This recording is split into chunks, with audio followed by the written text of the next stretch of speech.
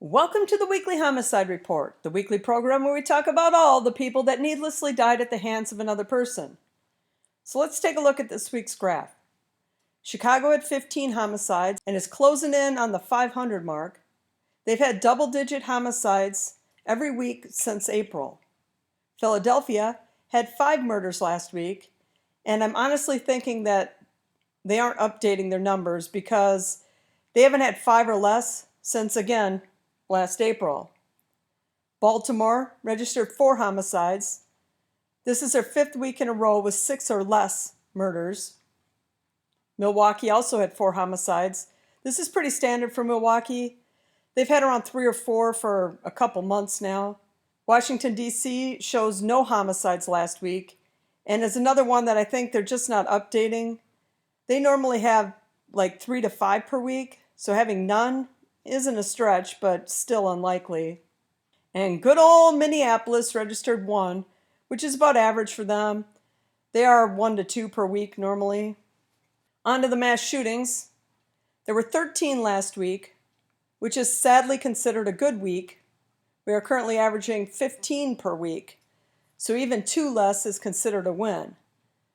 But there were surprisingly 2 days last week that didn't register a single mass shooting, which in itself is rare. And with the way the numbers have been this week across the board, I think we've officially left the summer behind us, and things should continue to drop slightly going forward. I covered all of the mass shootings in a separate video, and we'll link that in the description if you want to check it out. But some things I'd like to point out from that video is that Minneapolis has had 4 mass shootings this month. Chicago, only 3. Minneapolis has had 8 this year, Chicago 35. Chicago is 7 times larger than Minneapolis. So the 8 mass shootings in Minneapolis would be equal on a per capita basis to 56 in Chicago. 21 more than Chicago actually has. I know Chicago is bad, but there are so many other cities that are actually worse in many ways. At least for a few more months till they clear out all the jails in Illinois with their Safety Act that will make the entire state less safe, Chicago for right now isn't really one of the worst cities. Numbers-wise, yes, but on a per capita basis, not even close. 3 children under the age of 11 and 27 between the ages of 12 and 17 were killed by gunfire. The 3 for the little kids is about normal, but the 27 for the teens is a little on the high side. There were 27 recorded defensive use of a firearm incidents. The average this year has been closer to 23, but I think people are waking up and realizing that they need to be able to protect themselves because our government, in many cases, isn't doing that job. And people have no choice but to do it themselves. I did a video a few months ago that showed when defensive use is high, murders are much lower.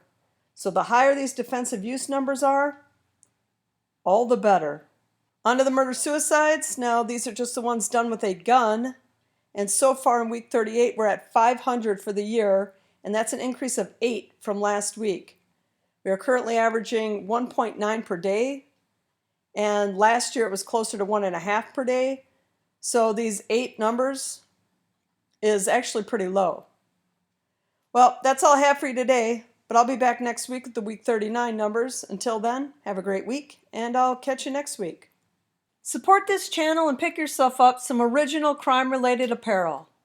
Look for the link in the description.